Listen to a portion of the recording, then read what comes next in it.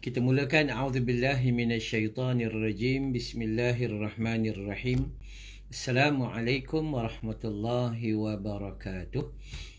Innal hamdalillah nahmaduhu wa nasta'inuhu wa nastaghfiruh wa na'udzu billahi min shururi anfusina wa min sayyiati a'malina. Man yahdihillahu fala mudilla lahu wa man yudlil fala hadiya lahu. أشهد أن لا إله إلا الله وحده لا شريك له وأشهد أن محمدا عبده ورسوله اللهم صل على محمد وعلى آل محمد أما بعد. InsyaAllah pada pagi yang berbahagia ini, pada waktu duha yang penuh dengan keberkatan, di waktu di mana Allah Subhanahu Wa Taala membahagi-bahagikan rezeki, sama ada rezeki itu merupakan harta dan wang ringgit, ataupun rezeki itu merupakan ruang kesihatan yang dipinjamkan oleh Allah, atau rezeki itu ruang kebaikan yang dipilih oleh Allah untuk kita melakukannya, atau rezeki itu adalah terhindarnya kita daripada segala kemaksiatan dan dosa. Itu semua adalah rezeki yang dipinjamkan oleh Allah Subhanahu Wa Taala, insya-Allah. Baik, kita kali terakhir kita jumpa dengan kitab kita ni pada 22 hari bulan 12. 22 hari bulan 12. Seperti mana biasa, hari ini kita menyambung pengajian kita dalam kitab At-Tazkirah, kitab Imam Syamsuddin Al-Qurtubi, Imam Syamsuddin Al-Qurtubi, kitab At-Tazkirah, iaitu dalam bab ingat mengingati. Dan hari ini kita masuk dalam bab baru, di mana dalam bab tajuknya adab menghadiri orang mati menalqinkan mayat. Adab menghadiri orang mati dan juga menalqinkan mayat. Di muka surat 70, Azizah Ahmad ada bagi tahu dah kat situ. Di muka surat 70, bagi orang yang ada kitab yang macam ni, ada kitab yang macam ni. Jadi kalau yang tak ada kitab, macam biasalah, dia menonton, dia ambil faham. Kalau rajin, dia buat catatan. Dan jangan tunggu bila kita buat saja, dan kita kena beramal. Moga-moga ilmu itu tidak hilang dalam kehidupan kita itu, insya-Allah. Baik, saya ucapkan jutaan terima kasih atas kesudian hadir bersama-sama dalam majlis ilmu. Minta maaf agak lama tidak berjumpa dalam majlis ilmu ni. Hari ini kita jumpa balik dengan izin Allah Subhanahu Wa Taala. Baik, kita mula ya. Dalam bab adab menghadiri orang mati dan juga dalam bab menalqinkan mayit.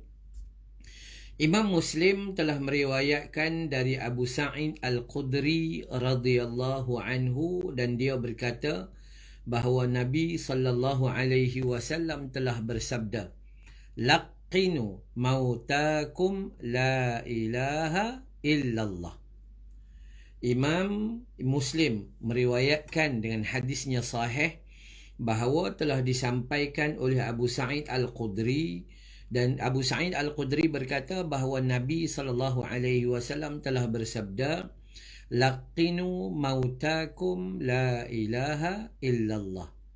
Apa maksudnya? Kata Nabi, ajarilah orang yang akan mati di antara kamu itu, yakni dengan kalimah la ilaha illallah. Okey, laqinu mautakum la ilaha illallah. Pendek je. Maksudnya, kalau kita mengaji pada awal ni, hadis ni sahih Imam Muslim. Dan Imam Muslim kata Abu Sa'id Al-Khudri bagi tahu bahawa Nabi telah mengajar kepada kita. Apa ajaran Nabi?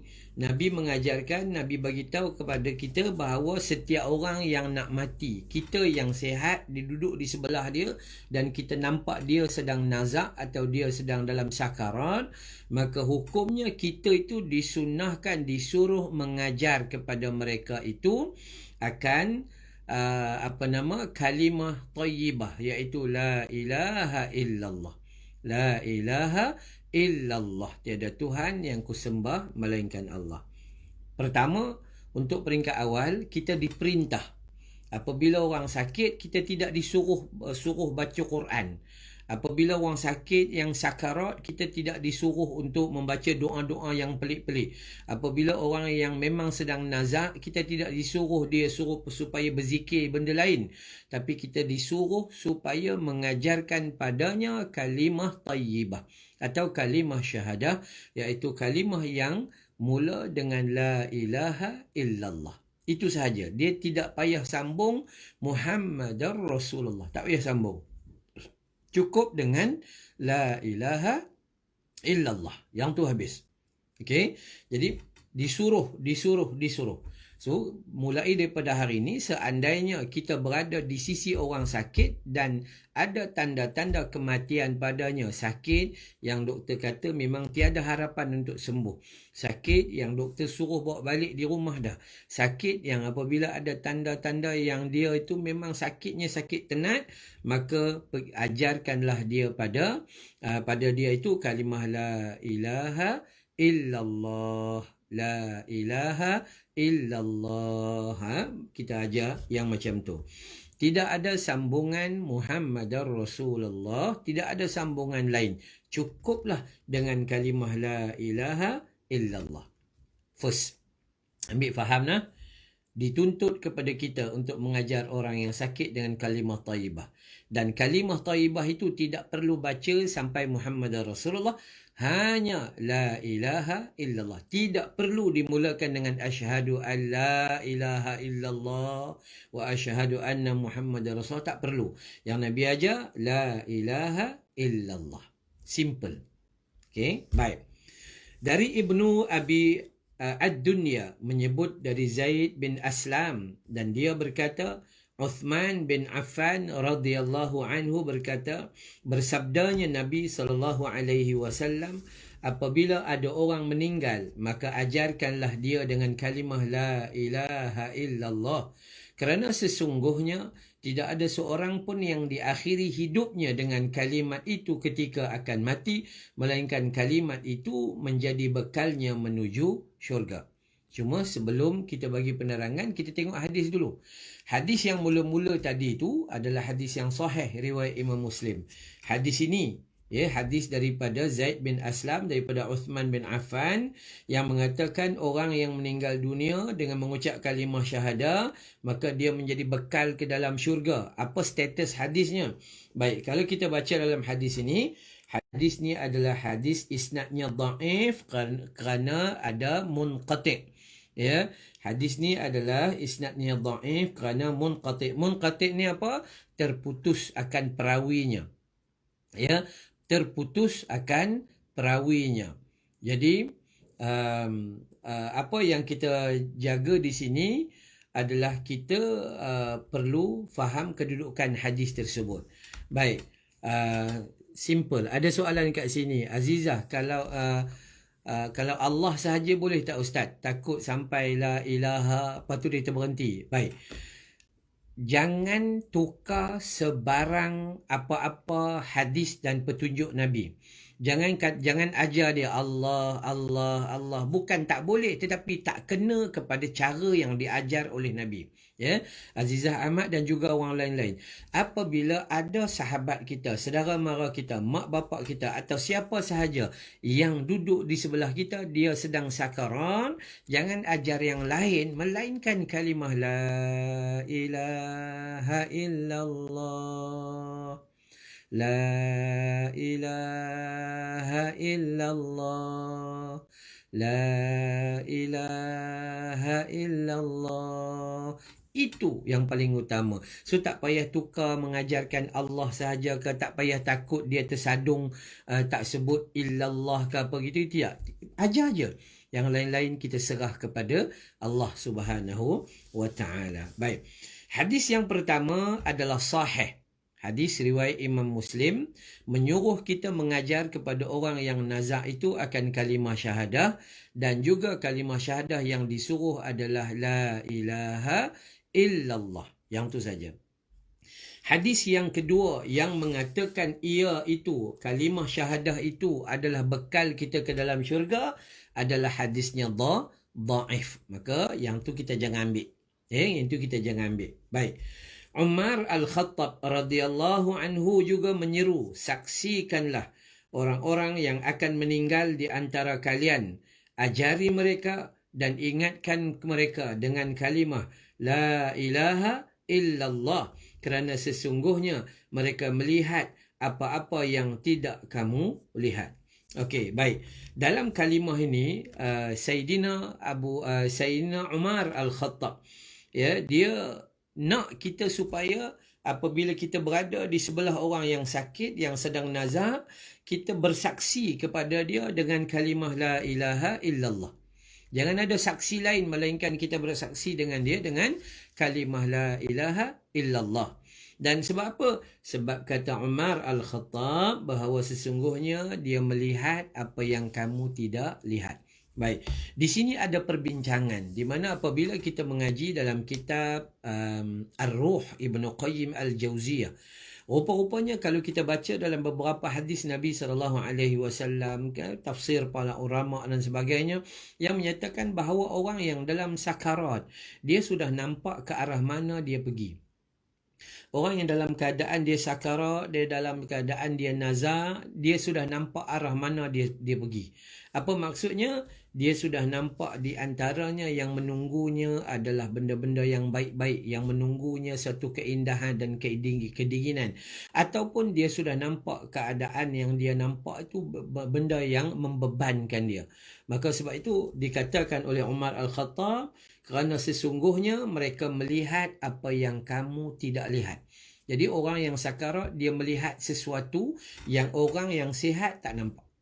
Apa yang dia nampak? Wallahu a'lam. Tiada penceritaan. Tetapi dikatakan bahawa dalam tafsir para ulama, orang-orang yang sakarat ni dia sudah nampak arah tuju, ke mana arahnya. Sama ada jalan-jalan dia menjadi jalan lebih mudah ataupun jalan dia menjadi jalan yang lebih payah, sukar dan sangat-sangat susah. Jadi wal'iyadzu billahi min dzalik, kalau boleh kita nak bila kita dalam sakarat, kita dilapangkan perjalanan kita dengan dipermudahkan sakarat kita, insya-Allah. Ya, baik. Itu 3 perkara. Ya, 3 perkara. Saya ulang balik. Yang pertama, kita disuruh supaya mengajar orang yang sakit itu dengan kalimah La ilaha illallah, dan kalimahnya pendek, La ilaha illallah. Tiada asyhadu an la ilaha illallah, bukan. Ya, yang kedua, dikatakan bahawa kalimah La ilaha illallah itu bekal kita ke dalam syurga. Hadisnya dhaif, tu tak perlu ambil. Dan yang ketiga, pesanan daripada Sayyidina Umar Al-Khattab bahawa saksikan, maksudnya bekalkan diri orang yang nak mati itu dengan kalimah La ilaha illallah. Baik. Abu Nuaim menyebut pula dalam sebuah hadis dari Makhul, dari Ismail bin Iyash, dari Abu Mu'ath Utbah bin Hamid, dari Makhul, dari Wasilah bin Al-Aqsa, dari Nabi SAW, saksikanlah orang-orang yang mati di antara kamu sekalian. Ajarkan mereka dengan mengucap kalimah La ilaha illallah dan beri mereka khabar gembira tentang syurga. Kerana orang yang bijak sekalipun akan bingung pada saat menghadapi maut itu. Dan sesungguhnya setan amat dekat dengan manusia pada saat itu. Demi Allah yang menggenggam jiwaku, sesungguhnya melihat malaikat maut adalah lebih berat daripada 1000 kali pukulan pedang. Dan demi Allah yang menggenggam jiwaku, tidak ada nyawa seorang pun keluar dari dunia ini sebelum tiap-tiap otot tubuhnya merasakan sakit kerana upaya malaikat itu mencabutnya. Ya, baik. Hadis ini daripada Abu Nuaim, panjang tu. Ada Nabi SAW telah bersabda dalam hadis ini. Kita tengok dulu kedudukan hadis sebelum kita bagi penerangan. Hadis ini kalau kita melihat kepada rujukan dia, hadis ini adalah hadis yang gharib. Hadis gharib melalui jalan Makhul, dan kami hanya mencatat dari periwayatan Ismail. Baik. Hadis gharib ni apa? Hadis gharib ni hadis yang agak pelik. Hadis gharib adalah hadis yang agak pelik, iaitu hadis di mana perawi dia cuma seorang saja. Jadi dia pula tu tak ada pada waktu lain. Dia tidak ada pada meriwayat hadis-hadis lain. Dia hanya meriwayat hadis tu saja. Dan dia pula seorang-seorang saja. Jadi hadis ni dianggap sebagai gharib. Jadi cuma kita nak ambil pengajaran di sini bahawa seperti mana yang ada di sini, bahawa Nabi pesan, hendaklah kamu bersaksi di sisi orang yang sakit itu, ajar mereka dengan kalimah la ilaha illallah, dan beri khabar mereka akan syurga. Bermaksud kalau kita ni berpegang kepada kalimah syahadah daripada kita hidup sampailah kepada kita mati, maka kita berpegang, kita dijanjikan syurga Allah Subhanahu wa taala. Kerana dalam pesanan hadis ni, walaupun hadis ni hadis yang gharib, dalam pesanan hadis ni kerana disebut bahawa kerana orang yang bijak sekalipun akan bingung ketika menghadapi maut. Ketika orang yang cerdik di atas muka bumi Tuhan ni, dia macam-macam kepakaran dia ada. Mungkin dia ada PhD, mungkin dia ada kepakaran itu dan ini. Tapi ketika dia berhadapan dengan mati, itu adalah satu yang membingungkan dia. Satu yang meresahkan dia. Kerana yang dia berhadapan pertama dengan dosa-dosanya. Yang kedua dengan syaitan yang tidak pernah putus mengganggunya. Yang ketiga dengan hawa nafsu yang membolak-balikkan hati dia. Jadi kita sangat takutlah, kita sangat takut apabila seandainya kita tidak bersiap, dan kita takut kita dalam keadaan resah dan bingung ketika menghadapi sakaratul maut. Dan ketika itu syaitan amat dekat dengan orang yang nak mati.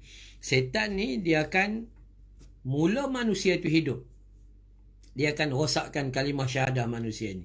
Sampailah usaha dia sampai di tangga yang terakhir, saat-saat roh kita nak keluar, maka ketika itu pun dia nak menjahanamkan kalimah la ilaha illallah. Sebab itu Nabi pesan, laqinu mautakum la ilaha illallah.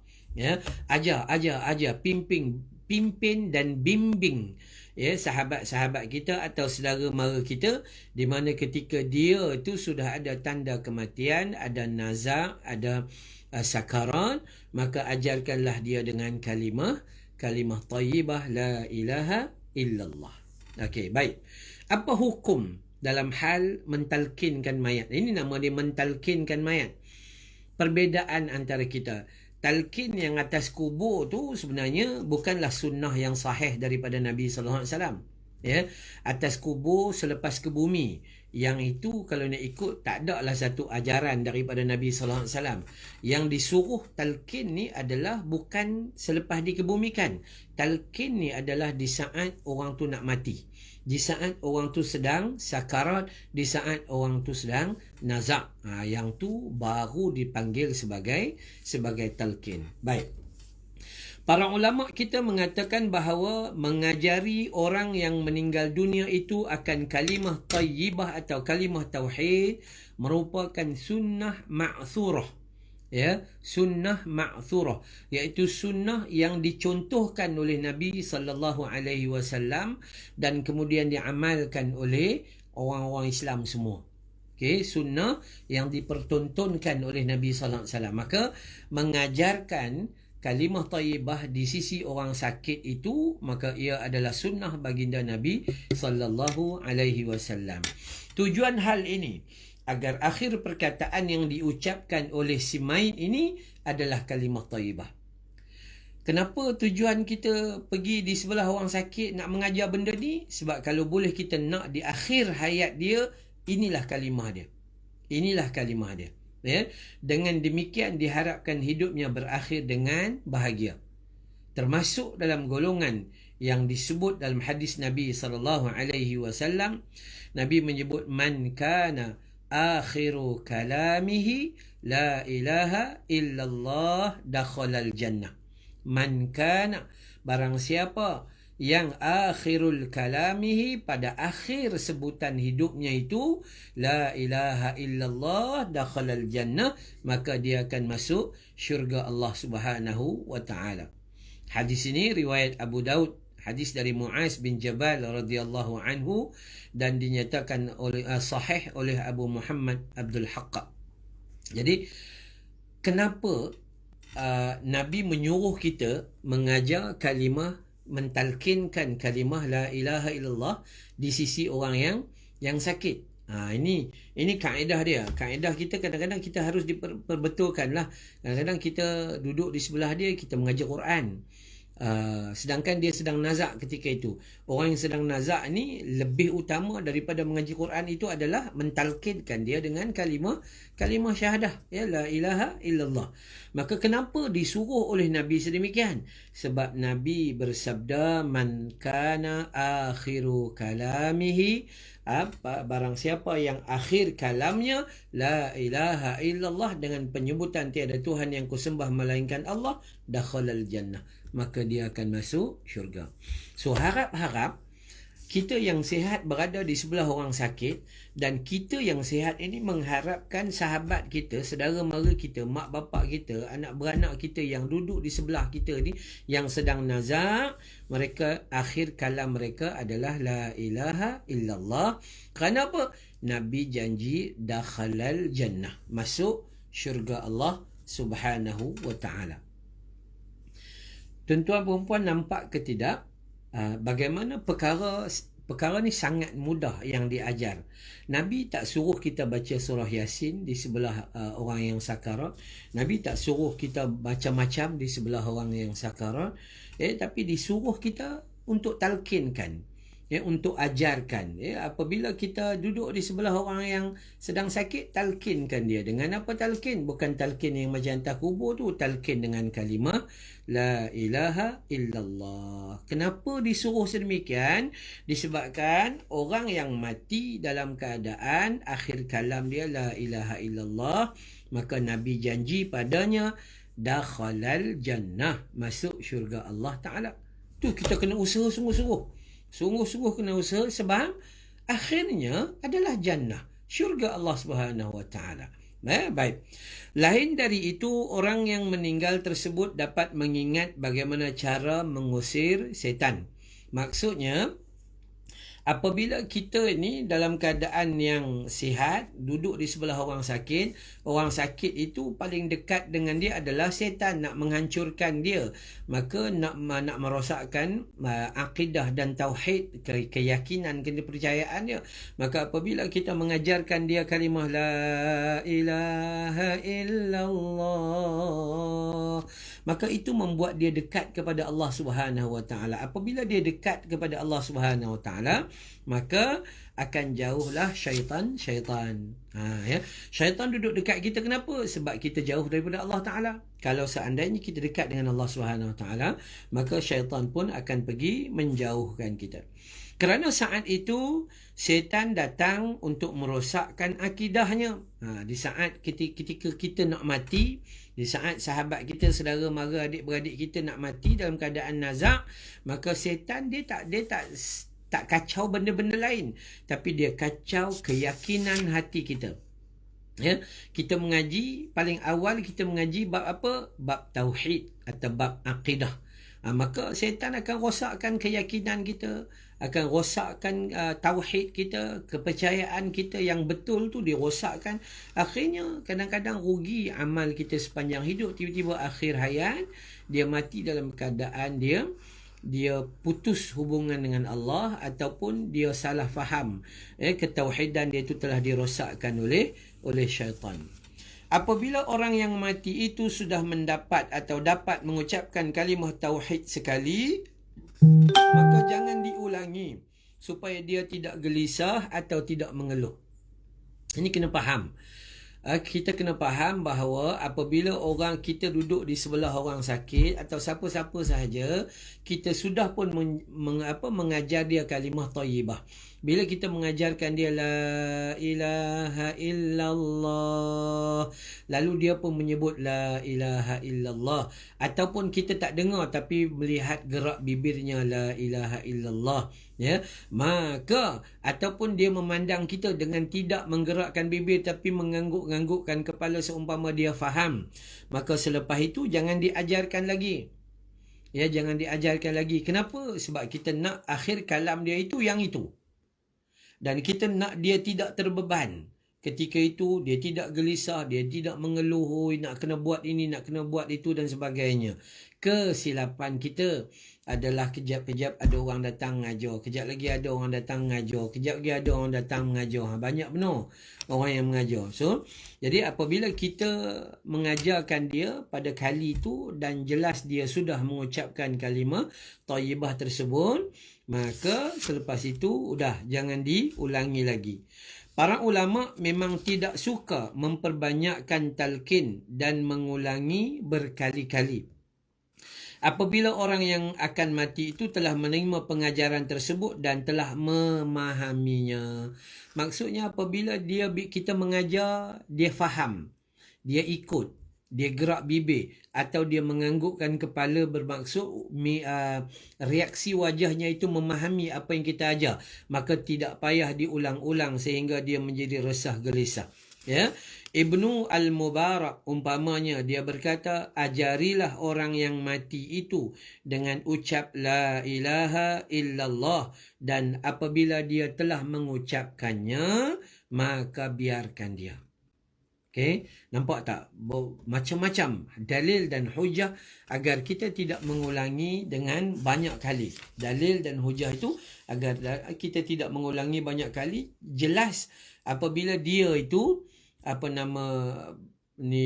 jelas dia telah mengucapkan kalimah syahadah, maka itu adalah akhiru kalamihi, ya, akhir kalam, maka dakhalal jannah.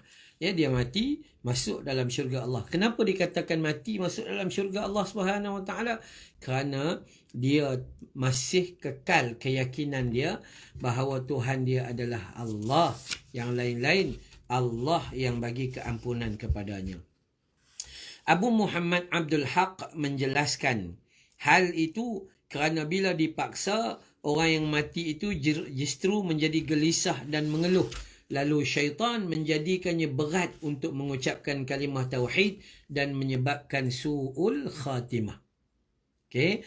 Abu Muhammad ni dia menyatakan bahawa apabila manusia ni disuruh baca berulang kali, maka orang yang sakit ni dahlah dia sakit, dahlah dia lemah, dia didatangi dengan gangguan hawa nafsu dan sebagainya. Syaitan masuk. Syaitan bagi tahu dia, jangan, tak payah duk buat ucapan lah ni, ucapan ni berat lah, beban dan sebagainya. Kita takut dengan gangguan resah gelisah itu menjadikan dia, dikatakan oleh Syamsuddin Al-Qurtubi ni, takut pengakhiran dia ini menjadi su'ul khatimah, pengakhiran yang buruk. Sedangkan dia sudah berada pada landasan husnul khatimah, pengakhiran yang baik. Tapi apabila kita ajar menjadi dia beban, menjadi beban, syaitan masuk di celah-celah bebanan tersebut dan merosakkan kedudukan dia di akhir hayatnya. Yang ni kita minta dijauhkan daripada gangguan sebegini. Okey, baik. Demikian itu pula yang dianjurkan oleh Ibnu Mubarak. Kata Al-Hasan bin Isa, Ibnu Mubarak pernah berkata kepadaku, ajarilah aku mengucapkan syahadat dan jangan ulangi kecuali jika aku mengucapkan perkataan lain. Bila boleh ulang? Okey, saya ulang balik nah. Pertama, tolong Nabi suruh kita ajar orang yang sakit atau orang yang nazak itu kalimah la ilaha illallah. Itu sunnah. Kenapa suruh? Disebabkan orang yang akhir kalam dia kalimah la ilaha illallah, tempatnya dalam syurga Allah Ta'ala. Baik. Macam mana kita disuruh tu? Suruhnya dengan kalimah yang pendek. La ilaha illallah. Ataupun la ilaha illallah. Tu kan. La ilaha illallah. Tu satu-satu pun tak apa. Ya. Baik. Dan disuruh tu dengan bila dia dah jelas, bila dah clear dah, maka tidak boleh diulangi lagi. Dikatakan di sini jangan ulangi lagi kecuali ada perkataan lain yang timbul selepas itu. Katakanlah kita dah ajar dah dia dan dia pun mengucapkan kalimah la ilaha illallah, dia pun jelas. Tapi selepas tak berapa lama dia minta air untuk diminum. Maka minta air itu menjadi kalimah yang terakhir. Tapi selepas itu bolehlah kita ajarkan sekali lagi. Tapi kalau itu sahaja yang menjadi kalimah terakhirnya, maka tak perlulah diulangi lagi. Ini kata Ibnu Mubarak. Maksudnya, agar orang yang meninggal itu mati dalam keadaan tidak ada suatu pun di dalam hatinya kecuali la ilaha illallah, kerana yang penting adalah apa yang dalam hatinya. Okey, dalam hatinya. Okey, baik ya. Ini kena faham. Ada orang kata, Ustaz, saya tengok dia mati, dia tak sebut pun kalimah la ilaha illallah. Saya tengok mulut dia tak bergerak pun. Saya tengok tak clear pun, Ustaz, gitu. Tak. Kita tak payah tengok yang buruk-buruk. Yang pasti seandainya dalam hati dia mati dalam keadaan berkeyakinan tiada Tuhan yang kusembah melainkan Allah, maka dakhalal jannah. Maksud man akhiru kalamihi itu, siapa yang di akhir hidup dia tu kalam dia. Maksud kalam ni apa? Kalam ni boleh ditafsirkan dia keyakinan dia dalam hati dia masih bertuhankan Allah Subhanahu Wa Taala, maka dakhalal jannah, masuk syurga Allah Taala. Ya, ada orang tak dapat lafaz di mulut pun sebab masa tu dia memang tak larat, memang tak mampu dah macam tu.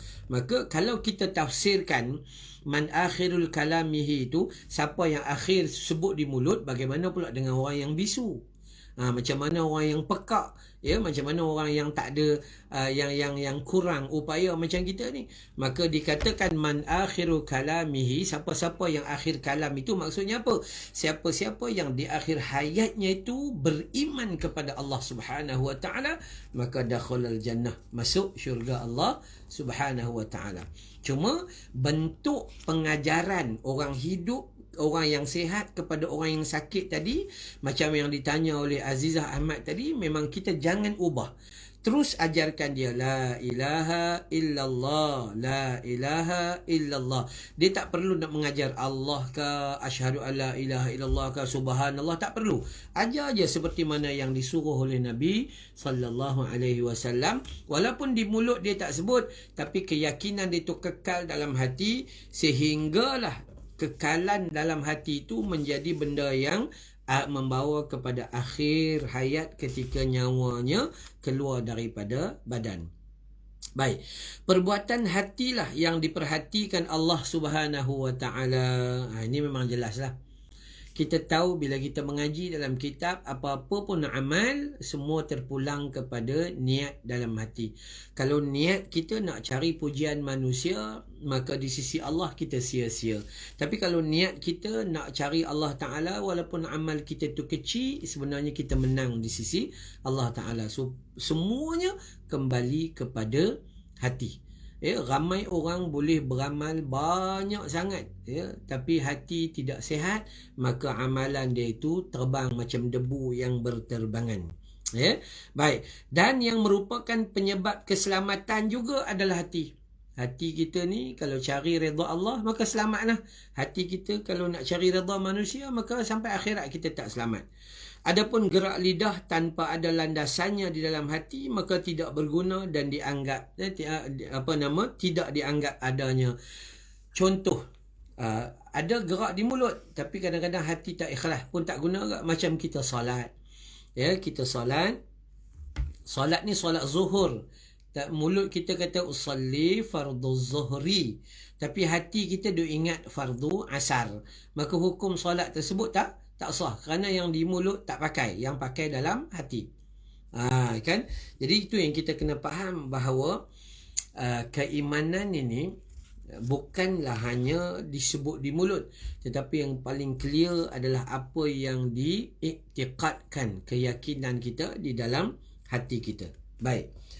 Saya katakan, terkadang talqin bisa dilakukan dengan menyebutkan hadis di sisi seorang alim yang akan meninggal dunia.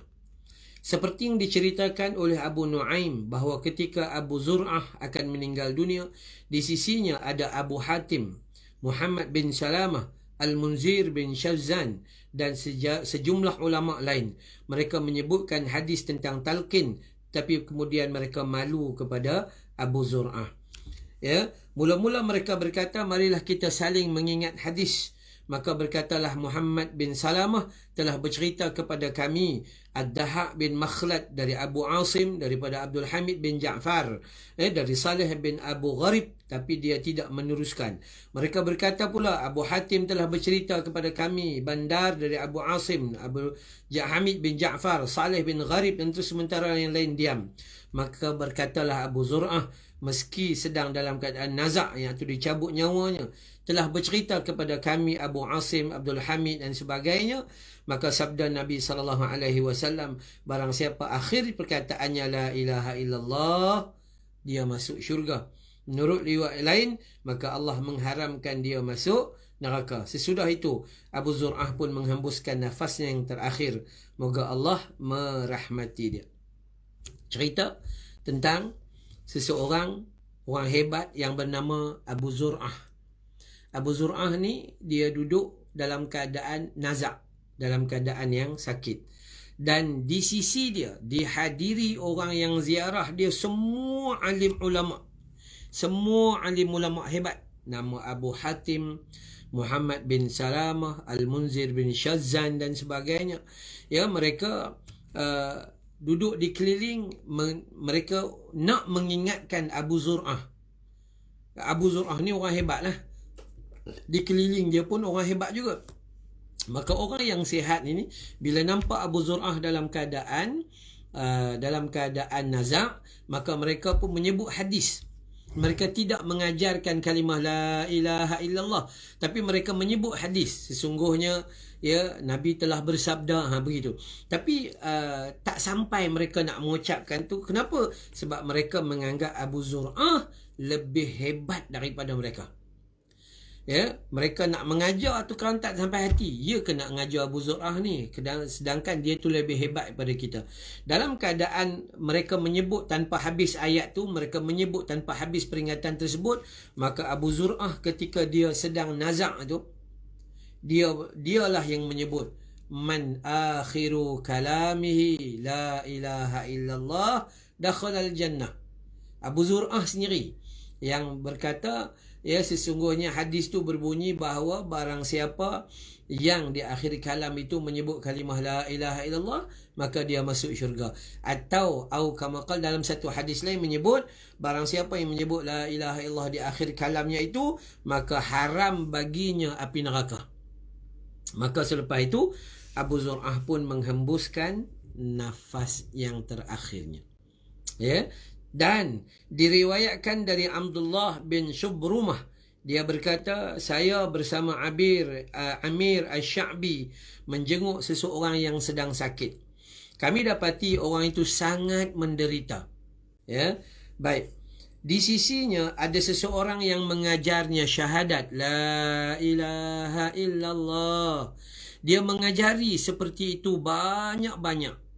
Okey, baik. Abdullah bin Shubrumah dengan Amir Asy-Sya'bi, dia orang ni pergi satu rumah yang ada orang tengah sakit. Dan sakit itu sangat menderita, kesakitan yang melampau. Di sini saya nak bagi tahu bahawa share sama-sama kita, jangan ada kita jangan meletakkan hukum. Jangan sampai nampak orang ni nazak pelik-pelik sangat ni, sakit sampai meronta-ronta, habislah dia ni. Ini su'ul khatimah ni. Ni isi neraka ni. Jangan. Ya. Jangan kita panggil meletakkan satu-satu hukum atas orang lain. Itu jangan, ya. Baik, bila ada orang menderita, di sisinya itu, di sebelah orang yang sakit kuat tu ada orang tengah mengajar syahadah. Dan orang ni mengajar ni duk mulang la ilaha illallah, la ilaha illallah. Dia mengulang. Maka Asy-Sya'bi tegur orang tu. Ya, Asy-Sya'bi tegur orang tu. Dan tiba-tiba orang yang sakit berkata, kamu ajari aku atau tidak? Sesungguhnya aku tak pernah berhenti mengucapkan. Bahkan dia kemudian membacakan. Dan Allah membuat mereka selalu mengucapkan kalimah taqwa. Dan adalah mereka berhak dengan kalimah taqwa itu. Dan patut memilikinya. Surah Al-Fath ayat 26.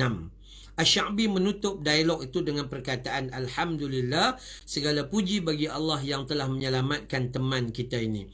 Jadi kita disuruh mengajarkan tekanan, ya, disuruh nas dan dalil supaya kita mengajarkan teman kita dengan kalimah thayyibah, kalimah la ilaha illallah. Jangan tanya bab hutang, jangan tanya bab itu, jangan tanya bab ini, jangan tanya bab harta, tapi kita hanya mengulangi kalimah la ilaha illallah. Siapa-siapa pun kita kena mengajar dengan pasangan hidup kita, kita kena mengajar dengan mak bapak kita, kita kena mengajar dengan anak beranak kita, bahawa apabila siapa-siapa saja di antara kita yang sakit dan ada tanda kematian, maka ucapkanlah kalimah dengan talqin la ilaha illallah. Tiada ucapan yang lain. Okey, baik. Ketika Al-Junaid akan meninggal, seseorang berkata kepadanya, ucapkanlah la ilaha illallah. Maka Al-Junaid menjawab, aku tak pernah melupakannya, aku selalu menyebutkannya. Di sini kita kata sebutan itu bukan hanya sebutan di mulut. Sebutan itu adalah rasa keimanan dalam hati itu. Maksud sentiasa apa maksudnya? Sentiasa itu maksud dia sentiasa berada dalam keimanan kepada Allah Ta'ala, sama ada dia sihat maupun sakit. Yang tu kita kena jaga iman kita itu.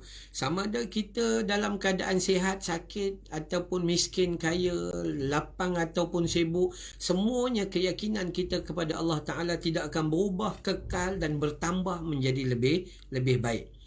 Saya katakan bagaimanapun orang yang akan mati harus diajari dan diingatkan mengucapkan syahadah meskipun dia itu sangat sadar. Ya, apa maksudnya? Katakanlah orang yang sakit tu memang sedar, boleh bercakap, elok makan dan minumnya, cuma doktor kata memang dia tak ada harapan, tak boleh diobat lagi dah. Maksudnya dia dalam keadaan yang cukup sedar. Jadi orang macam ni pun ulama kata kita kena ajar. Bukan hanya kita mengajar kepada orang yang sakit tenat, atau orang yang susah nak mengucapkan sesuatu. Bukan itu sahaja, tapi semua orang, termasuklah orang yang duduk dalam keadaan yang sedar. Kerana Abu Nu'aim Al-Hafidh pernah menyebut sebuah hadis dari Makhul, dari Wasilah bin Al-Aqsa, dari Nabi SAW. Ya, dia menyebut bahawa saksikanlah orang-orang yang akan meninggal dunia dan ajar mereka dengan mengucap kalimah la ilaha illallah, dan kemudian beri khabar gembira, iaitu tentang syurga. Kerana orang lelaki dan perempuan yang bijak sekalipun akan bingung ketika menghadapi kematian. Dan sesungguhnya syaitan amat dekat dengan manusia pada saat itu. Demi Allah yang menggenggam jiwaku, sesungguhnya melihat malaikat maut lebih berat daripada 1000 kali pukulan pedang. Dan demi Allah yang menggenggam jiwaku, takkan keluar nyawa seseorang pun dari dunia ini sebelum setiap anggota tubuh merasa sakit atas upaya malaikat mencabut nyawa. Ya, sebelum kita bagi tahu, kita tengok dulu kedudukan hadis. Hadis ni adalah hadis dhaif, ya. Hadis dhaif, ya. Walau bagaimanapun peringatan awal tu adalah tepat mengikut hadis Nabi, iaitu ajarkanlah orang yang nak mati dengan kalimah thayyibah. Baik, hadis seterusnya. Abu Hurairah radhiyallahu anhu berkata, saya mendengar Rasulullah sallallahu alaihi wasallam bersabda, malaikat maut datang kepada seorang lelaki. Maka Nabi melanjutkan, lalu apabila malaikat maut itu memeriksa ke dalam hati orang itu, maka tidak dia temukan apa-apa di sana. Lalu dia buka kedua rahang orang itu, maka dia pati lidahnya menempel pada langit-langit mulutnya. Rupanya orang tersebut sedang mengucapkan kalimah la ilaha illallah, maka diampuni dia berkat kalimah ikhlas itu. Baik, hadis ni disebut oleh Ibnu Abi Dunya, lengkap dengan isnadnya dalam kitab Al-Muhtadirin, dan At-Tabrani telah mengeluarkan hadis yang semakna dengannya sebagaimana akan diterang pada akhir bab syurga insya-Allah taala. Okey, baik. Hadis ni bagi tahu bahawa malaikat cek, ya, malaikat cek satu dan malaikat dapati dia sedang mengucapkan kalimah la ilaha illallah Muhammadar Rasulullah tu, jangan sebut pendek, la ilaha illallah. Maka berkat kalimah ini, maka selesai dia dapat meninggal dalam keadaan husnul khatimah. Okey, habis satu bab hari ini, ya. Kita ambil lebih kurang dalam masa 50 5 minit, 50 minit atau 55 minit.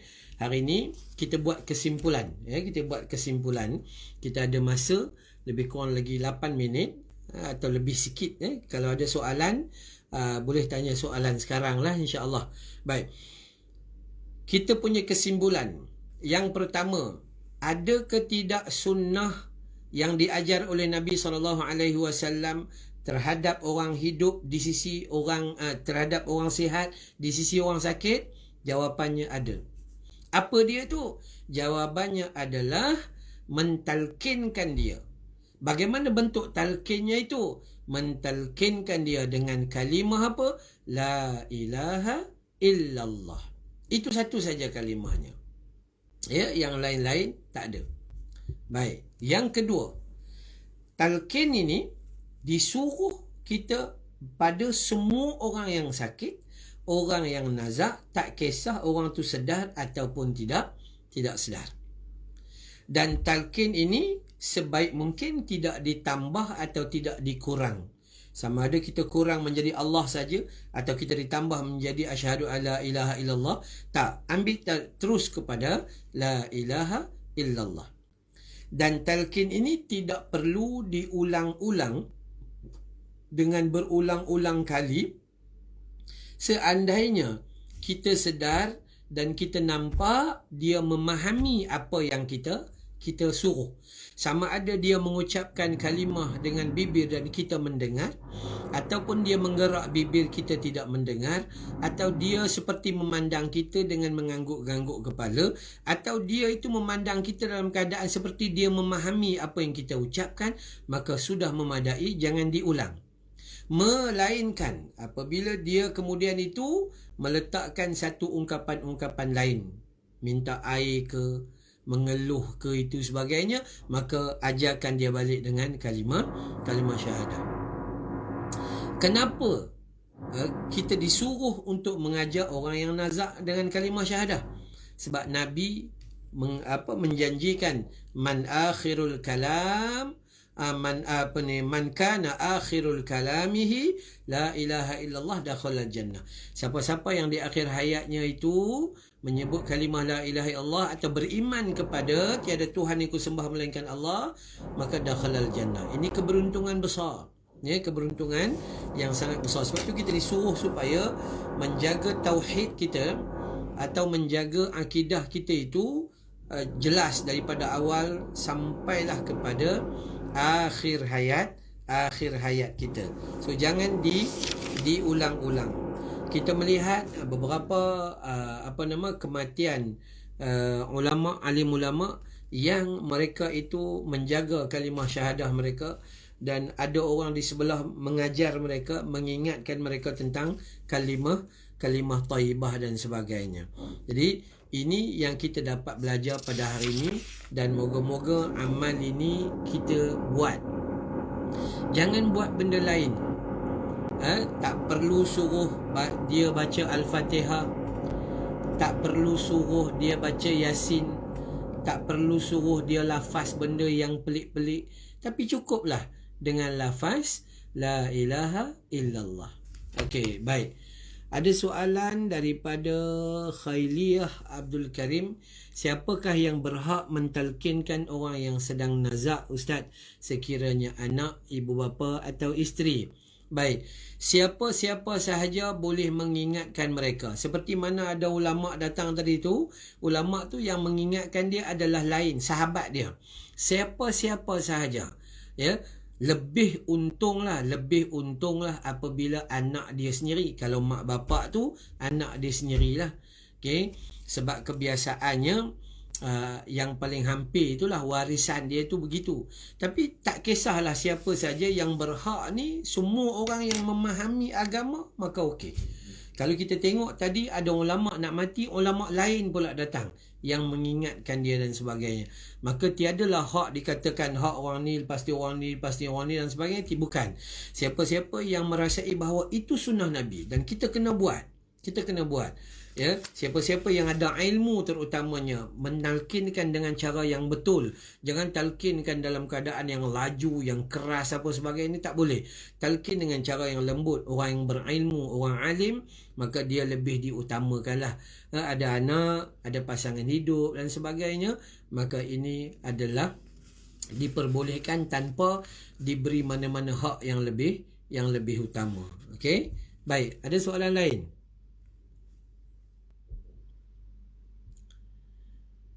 Okey, dalam kitab At-Tazkirah ini dia mengajar kita banyak benda lah yang mengajar kita adab-adab, nak talqin, adab-adab bagaimana kita nak menghadapi kematian, nak bersangka baik dan sebagainya. Ya, insya-Allah pada pertemuan yang akan datang nanti kita akan cek tentang bab adab-adab lainnya saat hadir ketika ada orang mati. Baik.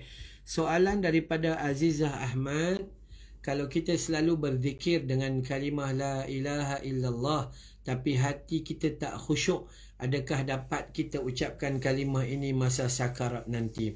Saya katakan usaha berterusan, wahai Azizah Ahmad dan lain-lain. Khusyuk ni sukar ditafsirkan, ya. Khusyuk tu adalah sukar ditafsirkan. Pada hakikatnya ketika kita menyebut kalimah la ilaha illallah, kita berzikir sampai azan. Sampai azan kita pun bangun menunaikan solat. Khusyuk tak? Khusyuk. Apa maksudnya? Maksudnya kita beriman dengan panggilan Allah Ta'ala. Apabila kita berzikir la ilaha illallah, dalam Quran kata orang perempuan, orang lelaki kena tutup aurat. Kita tutup aurat tak sekarang? Itu maksudnya khusyuk. Itu maksudnya kita memahami. Dan moga-moga dengan perjuangan kita ini sampai membawa kepada keyakinan kita. Bukan ucapan mulut tu, bukan ucapan di mulut tu, tapi keyakinan kita itu bawa sampai mati.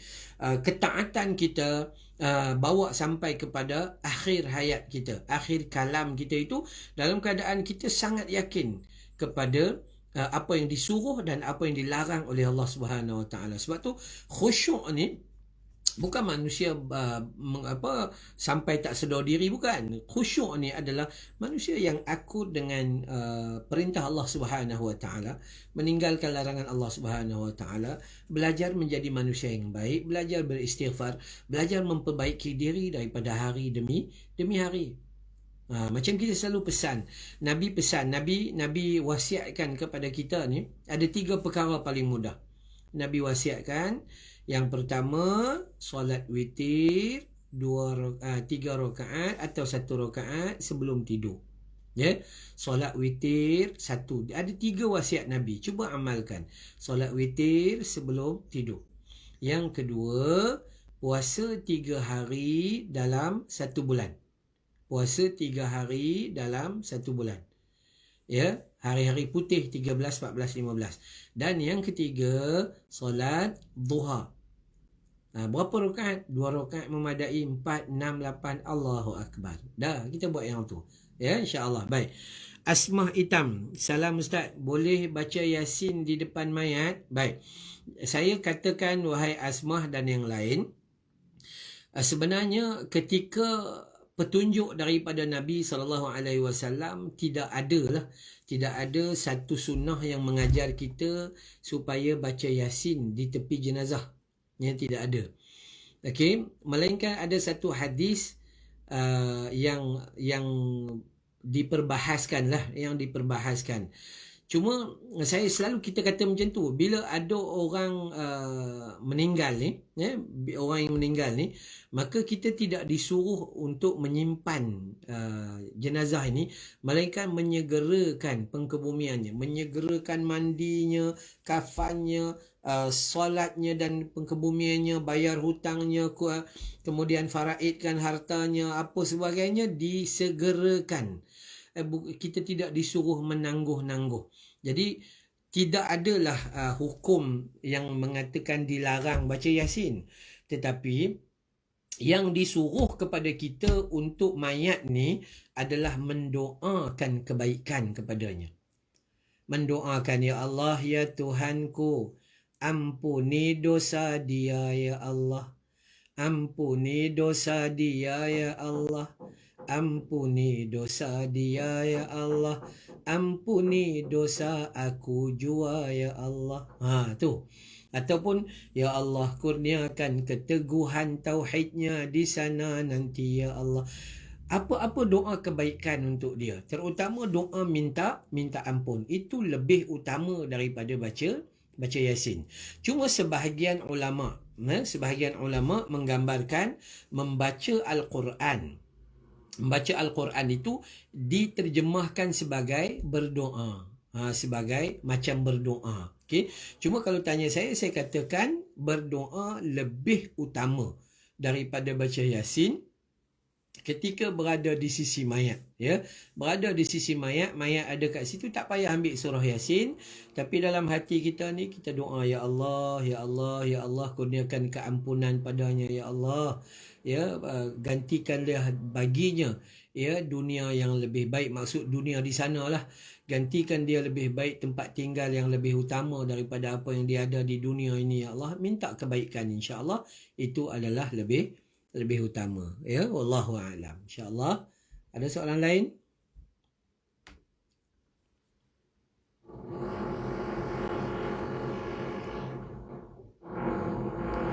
Okey, kalau tak ada, insya-Allah kita sampai sini dulu. Tak ada ya? Okey, kita ada 29 mata yang sedang menonton dan ada yang share, alhamdulillah. Cuma untuk terakhir ni, saya sekali lagi nak mengucapkan jutaan terima kasih kepada Masjid Al-Mu'minun USJ 2, Muslimat maupun Muslimin atas pertemuan kita hari ini. Cuma nak bagi tahu kepada semua, siapa-siapa yang ada hajat untuk bersedekah. Kami di pusat tahfiz kami ni memandangkan kami tengah bercuti, kami sedang naik taraf pejabat pentadbiran dan bilik guru, ya, pejabat pentadbiran dan bilik guru, semua perabot di dalam dia tu kami dah pakai selama 6 tahun, dan perabot yang kami pakai tu semua adalah hasil second hand, third hand dan fourth hand lah dulu tu. Kita ambil pun yang mana boleh-boleh sikit-sikit, dan semua perabot tu rosak. So kami tengah naik taraf, ya, dan siapa-siapa yang teringin nak berwakaf, insya-Allah nanti saya akan share gambar-gambar perabot tu, gambar-gambar perabot yang kita dah ganti masuk tu, kod-kod orang yang nak wakaf, saya share dengan wakil AJK Masjid Al-Mu'minun, insya-Allah.